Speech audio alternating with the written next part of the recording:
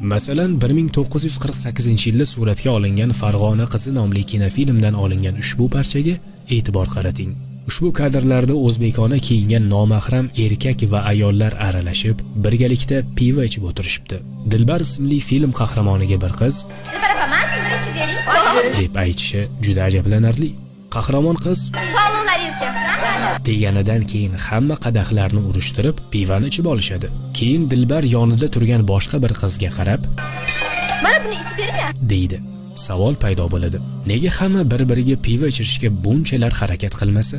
Keyin kadrlarda qizning dadasi kelganini ham ko'rishimiz mumkin. U ham joylashib o'tirgach, katta qadahda unga ham pivo keltiriladi. Uning kiyim-kechagiga e'tibor bering. U toza o'zbek otaxonlaridek cho'pon, do'ppi kiygan, belbog' bog'lagan. Atrofda ham o'zbekona kiyingan yigitlar va qizlar birgalikda pivo ichib xushchaqchaqlashib o'tirishibdi. Bularning barchasi nega suratga olingan? Shubhasiz bu o'zbek xalqini o'z dinlaridan uzoqlashtirish, millatni buzish hamda ularning aql-xushlarini o'g'irlab, ichkilik ichadigan, mast bo'lib o'zini yo'qotadigan insonlarga aylantirish uchun edi.